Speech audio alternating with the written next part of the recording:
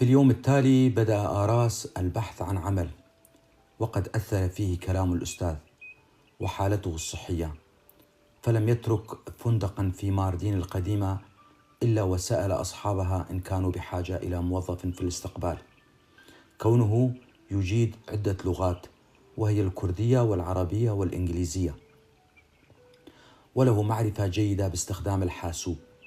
والجميع قال له بأسلوب مهذب: اترك رقم هاتفك ونحن سنتصل بك، وهذا يعني أنهم ليسوا بحاجة لخدماته. وذهب إلى ماردين الجديدة مارا على مشاريع البناء الكثيرة، ولم يترك متعهدا إلا وسأله، ولكن عبثا ذهبت كل محاولاته. فأخذ يصعد الجبل باتجاه المدينة القديمة، وجلس على إحدى الصخور التي تعلو الجبل وهو يتأمل المدينة الجديدة، أناسها، سياراتها، أبنيتها، حيث يبدو كل شيء أصغر من حجمه الحقيقي. وأخذت الأفكار تأخذه بعيدا ليكلم نفسه بصمت. مرت السنوات الماضية من حياتي بين المدرسة والبيت، وبعد ذلك الجامعة، وأنا أقول لنفسي بأن المستقبل سيفتح لي أبوابه، وسأعمل بشهادتي، وأمنع الغش في البناء كي تكون أساسات الأبنية ليست كأساسات الدولة. وحرمت نفسي من حبيبتي لأجل الدراسة، لكنني خسرت الاثنين. تلك القروية الرفيعة القامة ذات الشعر الأسود كسواد الليل في الشتاء، أناملها الرفيعة كانت تشبك وتحاصر روحي، وعيناها العسليتان كانتا سجنا بلا جدران تأسران كل أفكاري. كنت أنتظرها لساعات وأنا أحمل الكتاب محتجا بالدراسة، بالرغم من علمي بأن مجيئها وذهابها لن يستمر إلا لدقائق، ولكنها كانت تستحق ساعات من الانتظار. فمجيئها كان كمجيء المطر يجلب الفرح معه، تأتي وترمي السلام بحياء دون أن تصافحني، وتصمت، فتبدأ كلمات الشوق والحب تخرج من فمي سريعة، خوفا من أن يلمحنا أحد أبناء القرية ونحن متحصنان في تلك الزاوية خلف بيتها، وهي تعود لعادتها باصفرار وجهها وارتجاف يديها خجلا وخوفا لتذهب، وفي صدري آلاف العصافير تزقزق. كانت قد أكملت المرحلة الابتدائية فقط، ولكنها كانت ذكية وكجبل من الفضة في جمالها. لم أكن أعلم بأن اتصال أخي بي وأنا في دمشق للدراسة سيقتل كل تلك العصافير في صدري، عندما أخبرني بأن والدها سيزوجها من شخص تقدم لها، وهي تطلب مني العودة كي أتقدم لها. حينها لم أكن أعلم بأن الهاتف تجمد في يدي أم أن يدي هي التي تجمدت، لكنني كنت أنانيا، فقد فضلت دراستي. فالزواج يعني ترك الدراسة، كون أبي لم يكن يقوى على تحمل مصاريف دراستي وزواجي معا.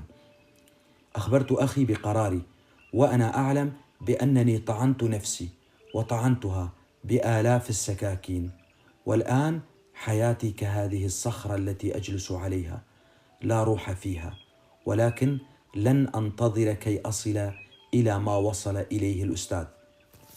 يخرج هاتفه من جيبه ويتصل بأمه ليخبرها بقرار الهجرة وأن جميع الأبواب مسدودة أمامه، فلم يعد يحتمل أكثر، ويرجوها بأن تقنع والده بذلك. يأتيه صوت أمه وفيه الكثير من الحزن والانكسار: هاجر يا بني وابتعد، ولكن ارجع عندما تشفى بلادنا من جراحها. ارجع، فتلك الأوطان لن تصبح أوطاننا، وأنتم إن لم تعودوا وتبنوها فمن سيبنيها؟ ارجع قبل موتي. هنا تتوقف الكلمات في صدر آراس كحجر يصعب إخراجه، إلى أن تأتيه الشجاعة أمام هذه المرأة القوية التي لا تعرف القراءة والكتابة، ولكنها تقول الحكم. أعدك يا أمي بأنني سأعود.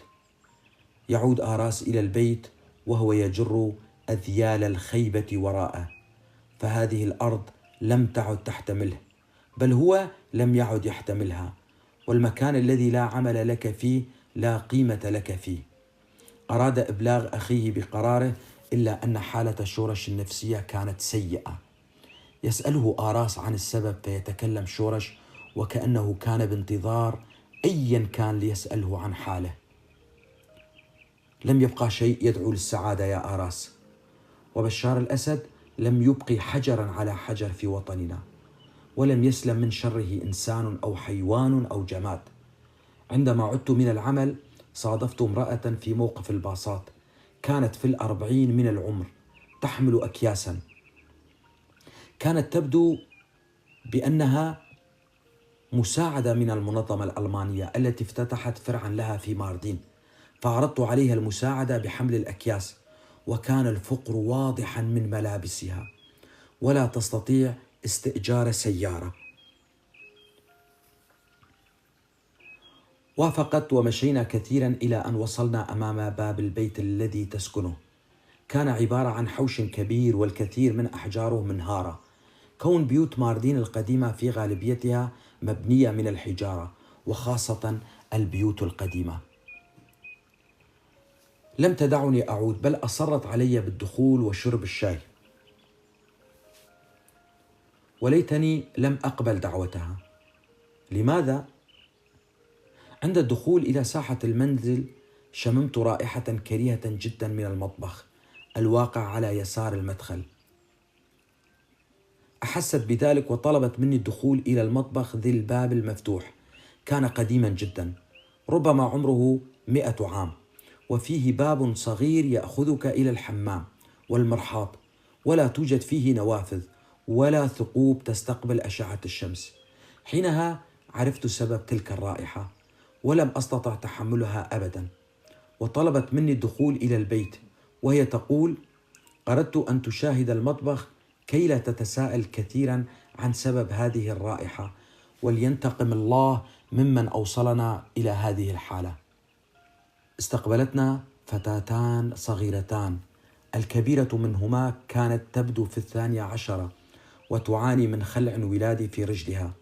كان البيت عبارة عن غرفتين صغيرتين فيهما أثاث يرثى له. جلست بينما سارعت إلى تحضير الشاي. جاء زوجها الذي كان في الغرفة الأخرى، ألقى السلام وجلس دون أن يتكلم. كان ضعف العقل باديا عليه بشكل جلي. على الجدار صورة لطفلين معلقة على الجدار في إطار واحد. عندما جلبت الشاي سألتها عن الصورة. اشرب الشاي يا أخي وسأقول لك من هما. أخذت أشرب الشاي وأنا بانتظارها لتتكلم. مرت دقيقتان أو أكثر وهي مطأطئة الرأس إلى أن بدأت بالكلام. هما ولداي اللذان أحالا حياتي وروحي إلى رماد. كنا في حلب، وكل همنا ألا يتعرض حينا للقصف، لأنه لم يكن لدينا مكان آخر نذهب إليه. في أحد الأيام السوداء كنت أحضر الغداء، تقوم وتشير إلى صورة الطفل الكبير. هذا حمزة، كان عمره 15 عاما، ويعمل في دكان خاله التي تقع بالقرب من بيتنا. لم يكن يدرس لأن والده مريض بعد تعرضه لحادث سير منذ سنوات، وأخاه الكبير لم يكن باستطاعته إعالتنا لوحده. أما محمد فكان في 9 من عمره، وكان يلعب مع الأطفال في الحي. لم أشعر كيف وقعت على الأرض من قوة الاهتزاز، وظننت بأن زلزالا ضرب الحي، إلى أن تمالكت نفسي ونظرت من النافذة لأشاهد أبنية سويت بالأرض، وغبارها وصل عنان السماء وملأ الحي كله. البناية التي كنا نسكنها لم تتعرض للقصف ولم تتضرر. أولادي أولادي، قلتها لنفسي بصوت عالي، وخرجت من البيت مسرعة لأرى النساء كيف يلطمن وجوههن، والرجال يسارعون لانتشال الجثث من تحت الأنقاض، وكيف يهرع أصحاب الخوذ البيضاء إلى مكان الانفجار وهم يسعفون الجرحى، ويخرجون الناس من تحت الأنقاض. كانت هنالك امرأة تبكي على طفل صغير وهي تصرخ: لينتقم منك الله يا ظالم، قتلت طفلي الوحيد. حينها فقط أدركت أن ما حدث كان نتيجة البراميل المتفجرة التي ألقتها طائرات النظام. أصبحت أبحث كالمجانين، وركضت إلى دكان أخي، وكانت قد سويت بالأرض، فوقعت أرضا وأنا ألطم وجهي إلى أن أخرج أصحاب الخوذ البيضاء حمزة من تحت الأنقاض مفارقا للحياة. ارتميت عليه، شممته، ناديته، لكنه لم يجبني. أصبحت أزحف باحثا عن محمد الذي كان يلعب في الشارع مع أصدقائه. لم تكن هنالك جثث للأطفال، بل أشلاء، رؤوس وأياد وأرجل مقطوعة. تعرفت على حذاء محمد، حملته وأنا أقبله وأحضنه. لم أرى إصبعا من أصابعه بين تلك الأشلاء المقطوعة المشوهة، ولا زلت محتفظة بحذاء محمد. كانت تتكلم ودموعها كالمطر تحفر خدودها. لم أعلم ماذا أقول لها، وكل ما استطعت قوله: إنهما في الجنة عصفوران جميلان بانتظارك ليعوضاك عن الحزن الذي تعانينه بفراقهما. كم يحمل السوريون من قصص تؤلم الأرواح، يقولها آراس وهو مقهور: وليسقط العالم تحت أقدام أطفال سوريا. وأنا يا أخي لم أعد أحتمل ما أنا عليه، وقررت الرحيل، وأخبرت أمي بذلك، وأرجوك ألا تعارضني. وقد وافقت أمي، وستقنع أبي بذلك أيضا. ارحل يا أخي، فعلى الأقل أوروبا فيها حكام عادلون ولا يظلمون شعوبهم، وليسوا كهؤلاء الأوغاد يدمرون أوطانا لأجل كرسي. ارحل والمستقبل كريم.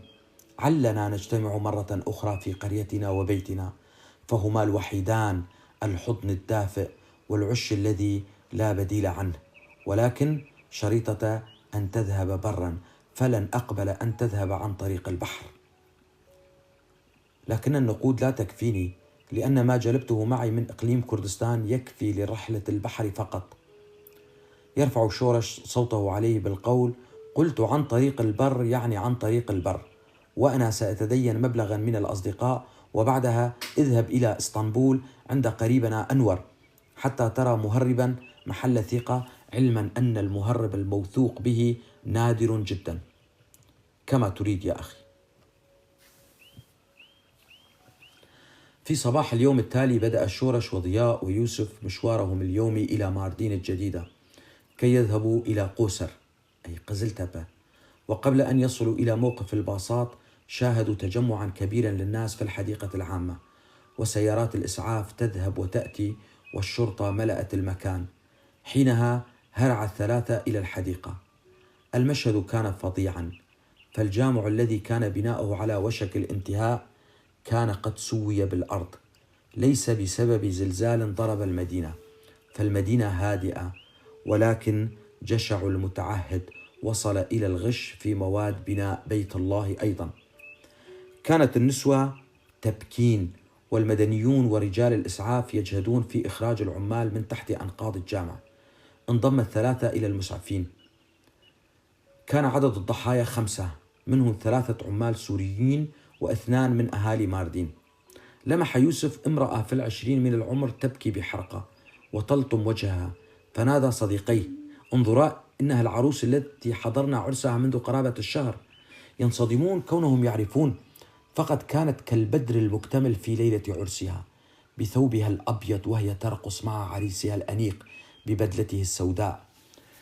حينها كان الحضور سعيدا بالعرس، وغالبيتهم كانوا سوريين، كون العريسان من سوريا. فبالرغم من المآسي التي يعاني منها السوريون، إلا أنهم شعوب حية تعطي الفرح قيمته عندما يكون هناك فرح. يتجه الثلاثة نحوها ويسألونها عما جرى. تجيب بدون أن تنقطع عن البكاء واللطم: زوجي بين المسعفين، ولا أعلم إن كان حيا أو ميتا، وأخذته سيارة الإسعاف ومنعوني من الذهاب معه لكثرة عدد الجرحى وعدم وجود مكان لي في السيارة، ولا أعلم إلى أين سأذهب وإلى أي مشفى أخذوه. يسرع شورش إلى الطريق العام ليجد سيارة أجرة، أما ضياء ويوسف فيساعداها على النهوض والسير بها إلى الطريق العام. ركبوا السيارة وتوجهوا إلى المشفى الحكومي الذي كانت ساحته مكتظة بالناس وجميعهم يسأل عن جرحاه. استغرق البحث عن العريس ساعة كاملة، كون الجميع كان يسأل ويبحث مثلهم، إلى أن شاهدوا 5 جثث مغطاة بالغطاء الأبيض الدال على الموت. إحدى تلك الجثث كانت للعريس. لم تحتمل زوجته المشهد فأغمي عليها. نادى ضياء إحدى الممرضات لإسعافها، أما يوسف وشورش فتجمدا في مكانهما. ذلك الشاب الذي كان ينبض بالحياة ليلة عرسه، وترى السعادة العارمة في ملامح وجهه وهو يراقص عروسه، الآن جثة هامدة بوجهه الأصفر ولا يستطيع الرقص والضحك.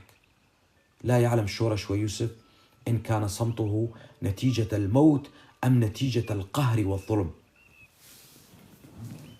يا ترى لو تكلم ماذا سيقول؟ هل سيقول إن مأساتنا هي مطالبتنا بكرامتنا والعيش كبقية الشعوب التي تنعم بالحرية والكرامة؟ أم سيقول بأننا أخطأنا عندما ثرنا في وجه طاغية يتنازل للجميع ولا يتنازل لتلبية مطالب شعبه؟ كلاهما يحدقان بالعريس والدهشة على وجهيهما، نسيا العمل ومأساة الداخل وطاغية الشام، فكل هذه الأمور تتراءى في وجه هذا الملاك الذي اختطفه الموت وهو في عمر الورود، وترك وراءه امرأة يعلم الله فقط ماذا سيكون مصيرها، وقد ترملت في هذا العمر.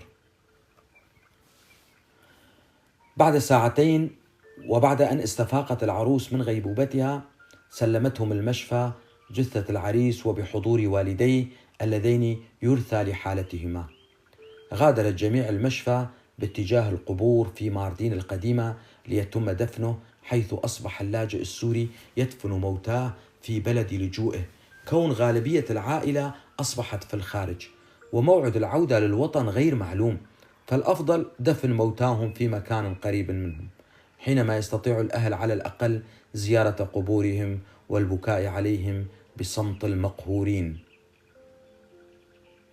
الموت خارج الوطن له مرارة مزدوجة، مرارة الموت ومرارة الموت على أرض لم تولد عليها. حينها لا أحد يتوقع شعور أهل المتوفى. صحيح بأن الموت هو نفسه في أي مكان، ولكن يبقى الموت في الوطن أجمل والدفن في الوطن أجمل، لأنه يكون أخف وطأة على أهل الميت. كم مرعب ذاك الإحساس، إحساس الموت خارج الوطن. يعود الثلاثة إلى بيوتهم بعد انتهاء مراسيم الدفن، وكل ما يتمنوه أن يناموا نوما عميقا يخفف من القهر القابع في صدورهم. بعد انتهاء العزاء بيوم واحد يودع آراس أخاه وعائلته بعد أن قام شورش بتأمين مبلغ من المال له. الوداع بطبيعته أصعب من الغربة نفسها، ففي الغربة يعلم المرء بأنه بعيد عن أهله ووطنه وليس بيده حيلة لإطفاء شوقه، أما لحظات الوداع فقاسية كالجرح المملح، لأنك تعلم بأنك تغادر أناسا ربما لن تراهم ثانية. أولاد شورش يمسكون بيد عمهم ويطلبون منه أن يبقى، ولا يدركون أن في البقاء شقاء. لم يتحمل آراس الموقف فيقبلهم ويحضن أخاه ويتمنى الخير له ولعائلته، ويوصي زوجة أخيه بأن تهتم به وتضعه في عيونها، ويخرج من الباب مسرعا والدموع تملأ كل الأعين. طوال الطريق الذي استمر من الظهيرة حتى صباح اليوم التالي كان متوترا وحزينا باستثناء ساعات النوم القليلة. استرجع شريط حياته، والديه، أخوته، أخواته، أصدقائه، أيام الدراسة، فتاته التي سرقتها الظروف منه. كان أنور في استقباله في موقف الباصات ليأخذه إلى البيت.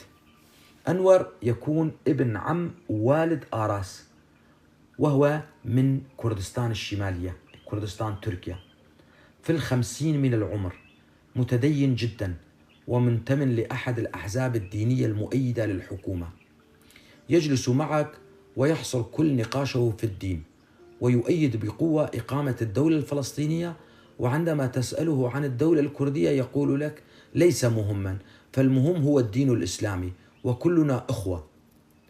كان يطالب آراس بالصلاة كي يدخل الخير والإيمان لبيته، وآراس يقول له متى خرجت من بيتك سأصلي، كردة فعل على طلبه هذا. بقي آراس في ضيافته أسبوعا واحدا، وكان يخرج في الصباح ويعود في المساء، ليس لأنه لا يحبذ مجالسة أنور، وإنما كان يبحث عن مهرب جيد هو وأصدقائه، إلى أن حالفهم الحظ واتفقوا مع أحدهم على مبلغ 3000 يورو.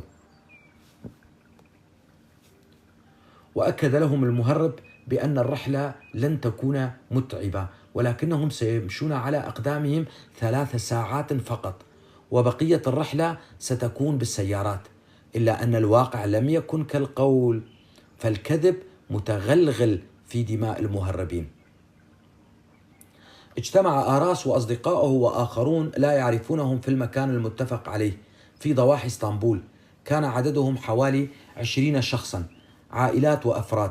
جلب المهرب سيارة مخصصة ل14 شخصا، وقام بتكديسهم فيها، وأخذهم إلى غابة قريبة من الحدود البلغارية، ولكن لا يعلم آراس ومن معه إن كانت الغابة في تركيا أم في بلغاريا. في تلك الليلة المظلمة استلمهم مهرب آخر وطلب منهم إطفاء الهواتف المحمولة، بل وإخراج البطارية منها، وإلا سيقوم بكسر الهواتف غير المغلقة. وهنا بدأت الرحلة بين الغابات، وبعد حوالي 4 ساعات من المشي، حيث بلغت الساعة 2 بعد منتصف الليل، طلب منهم أن يستريحوا لعدة ساعات ليكملوا طريقهم بعد ذلك، ولكن لا أحد منهم استطاع النوم، كون الرطوبة والبرد في الغابات مزعجة، بحيث تشعر بأنك في شهر كانون الثاني في هذا الصيف الذي لا زال يقاوم مجيء الخريف. في 5 صباحا تابعت المجموعة طريقها مع المهرب حتى الظهيرة بدون طعام ولا ماء، وفي كل مرة يسأله أحدهم ألم نصل إلى النقطة التي تنتظرنا فيها السيارة؟ يجيب المهرب الذي رضع الكذب لم يبقى الكثير حتى نصل، حيث كانت السيارة ستأخذهم إلى صوفيا عاصمة بلغاريا بحسب الاتفاق. وبعد استراحة قصيرة أكملوا طريقهم سيرا على الأقدام حتى حلول الليل بين تلك الغابات، والجوع والعطش والخوف يسيطر على الجميع، وخاصة أن بينهم أطفال ونساء. يقال بأن دعوة المظلوم مجابة، وكم من مظلوم رفع يديه إلى السماء داعيا على طاغية الشام، ولا زال يلدغ السوريين. ربما هي حكمة من الله يقولها الكثير من السوريين. لم ينم أحد في تلك الليلة القاسية إلا عندما كان التعب والإرهاق يتغلبان عليهم، ولم يكن نومهم يدوم سوى نصف ساعة أو أقل، فالجوع والبرد لا يدعان المرء ينام. إلى أن أشرقت الشمس، فتابع الجميع السير باتجاه النقطة الموعودة التي كان من المفترض أن يصلوا إليها منذ البارحة. شاهدوا نبع ماء بعد الإرهاق الشديد الذي عانوا منه عطشا وجوعا، فهاجموا النبع كنمر جائع يرى أرنبا بريا، وشربوا حتى ارتوى الجميع، وملأوا العلب الفارغة التي كانت بحوزتهم، ولسوء حظهم لم يروا شجرة مثمرة واحدة في طريقهم. استأنفوا السير وتفاجأوا بحوالي 40 شابا وهم يهربون من الشرطة، مما جعل آراس ومن معه يهربون باتجاه الجبل والاختباء بين الأشجار. بذلك أصبح الطريق أطول مسافة، ودائما يقول المهرب لم يبقى الكثير. حل المساء من جديد، وتكررت معاناة العطش بعد أن شربوا كل ما كان في العلب ونسوا جوعهم، فكل همهم كان الحصول على الماء. كانت معاناة هذه الليلة كالليلتين السابقتين، ولكن بمقاومة أقل. وما زاد من معاناتهم عند الصباح هو حشرة القراد، وقد التصقت بأجسادهم بكثرة، لكنهم لم يهتموا بها بالرغم من إحساسهم بالقشعريرة، وليس بوسعهم فعل شيء سوى السير مجددا وتبادل آراس وأصدقائه حمل الأطفال الصغار، وخاصة الطفلين اللذين لم يكن معهما سوى والدتهما، فوالدهما كان متوفى. الإرهاق يجعل من وزن الطفل الصغير بثقل الرجل. وصلوا إلى طريق معبد بين الأشجار والجبال، فقطع بعضهم الطريق، وكانوا حريصين بألا تراهم الشرطة، لكنهم صادفوا سيارة لقطاع الطرق تهاجمهم وهي مسرعة. هؤلاء يقومون بسرقة أي شخص يصادفونه، وقد زاد نشاطهم بعد الهجرة الكثيفة باتجاه أوروبا. انقسمت المجموعة إلى قسمين، إحداهما قطعت الطريق واختبأت بين الأشجار، أما المجموعة التي لم يتسنى لها قطع الطريق واجتيازه فقد عادت واختبأت بين الأشجار، إلى أن مرت تلك السيارة ولم يشاهدهم هؤلاء المتوحشون، إلا أنهم أضاعوا بعضهم بعضا، ومرت ساعة قبل أن يلتقوا مجددا، لأن كثافة الأشجار تجعل من الصعوبة أن ترى صديقك على بعد 10 أمتار.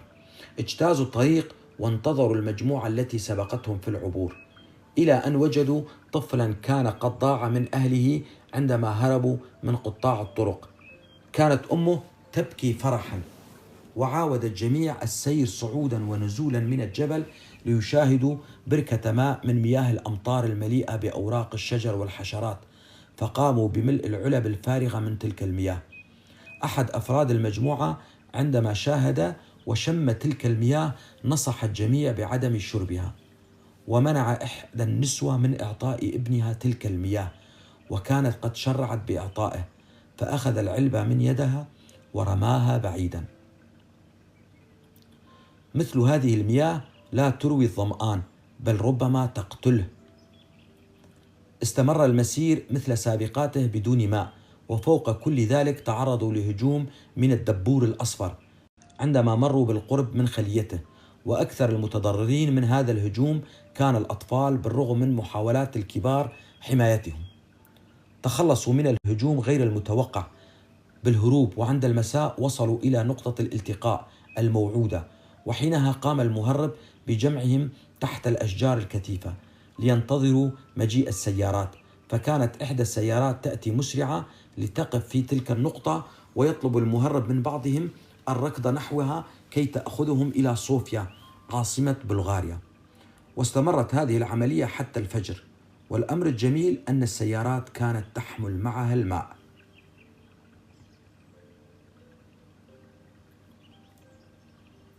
في صوفيا تم أخذهم إلى بيت قديم في إحدى الأحياء القديمة، وجلبوا لهم الطعام، ولكن من يستطيع أن يأكل بعد أيام من الجوع؟ فحتى أفواههم كانت تؤلمهم. كم مؤلم أن يعيش المرء هذه الظروف من جوع وعطش وخوف من الشرطة وقطاع الطرق، وهو الهارب من جحيم الظلم.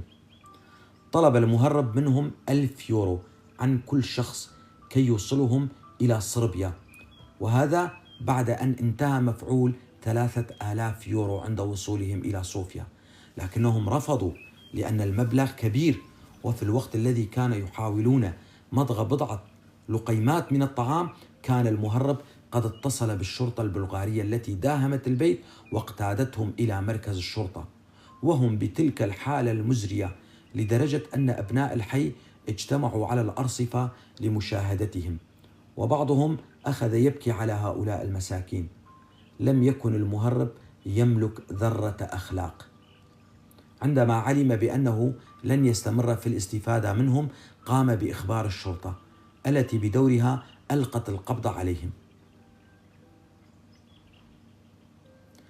في المركز قامت الشرطة بمصادرة كل ما كان بحوزتهم، ووضعت الرجال في زنزانة والنساء في زنزانة أخرى مع أطفالهن. كانت الزنزانتان خاليتين من أي شيء، بحيث جعلوا من أحذيتهم مخدات لهم حتى الصباح، حيث سلمتهم الشرطة مذكرة بمغادرة البلاد أو تسليم أنفسهم إلى المخيمات في بلغاريا، وأعادت ما صادرته منهم. ذهبوا إلى مطعم يرتاده المهربون، وعن طريق أحد المعارف الذي التقوا به في المطعم اتفقوا مع مهرب ليأخذهم إلى صربيا وبكفالة ذلك الشخص الذي يعرفونه، والاتفاق كان على 800 يورو عن كل شخص. أخذهم المهرب إلى بيت وبقوا فيه مدة 3 أيام كي يستكمل ركابه، وفي اليوم الثالث ليلا جلب لهم سيارات وحصرهم فيها كون عددهم كان أكثر من أن تتحمله هذه السيارات. كانت مغلقة النوافذ والستائر بحيث لا أحد كان يعلم إلى أين هو ذاهب، كإحساس المعتقل عندما يغلقون عينيه ولا يعلم من أين ستأتيه اللكمة. أوصلتهم السيارات إلى مكان لا يعرفونه ليكملوا الطريق سيرا على الأقدام لمدة 8 ساعات بدون طعام، علما أن المهرب أخبرهم بأن السير على الأقدام لن يدوم سوى نصف ساعة، وبعدها سيسلمون أنفسهم إلى الشرطة الصربية. وصلوا في فترة الظهيرة، ولسوء حظهم كان الدوام قد انتهى، فاضطروا للمبيت في العراء إلى اليوم التالي، حيث سلموا أنفسهم للشرطة التي سجلت أسماءهم وتركتهم، وبعدها توجهوا للعاصمة بلغراد.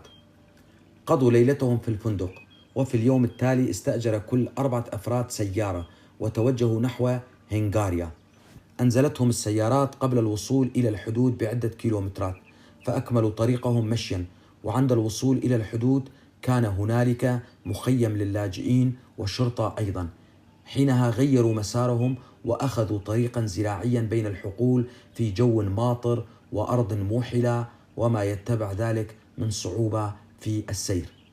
عند الانتهاء من الحقول شاهدتهم الشرطة، فهرب كل منهم في اتجاه، ولم يلتقوا إلا بعد عدة ساعات. حينها استأجروا سيارات حتى العاصمة بودابست، ودفع كل شخص 100 يورو، لكنهم كانوا يخافون من سائقي السيارات لأنهم سمعوا بأن هؤلاء السائقين يسلمون اللاجئين للشرطة، إلا أنهم وصلوا بسلام إلى تلك المدينة الغريبة عنهم، وكان التعب والإرهاق باديا عليهم، بحيث يستطيع أي شخص أن يعرف بأنهم هاربون من الموت بتلك الثياب المتسخة. كان هنالك شخص يراقبهم من سيارته ليعرض عليهم فيما بعد المساعدة بمقابل. في أوروبا لا شيء بدون مقابل، وهذا أمر طبيعي في المجتمعات المادية. أخذهم إلى محطة القطار، وهناك صادفوا أحد المعارف الذي أخذهم إلى مطعم يعرف صاحبه الكثير من سائقي السيارات ممن يأخذون اللاجئين إلى الوجهة التي يريدونها، وهذه المرة كانت الأجرة 500 يورو عن كل شخص. كانوا مجبرين على الموافقة، فليس أمامهم خيار آخر بعد هذه الرحلة الشاقة.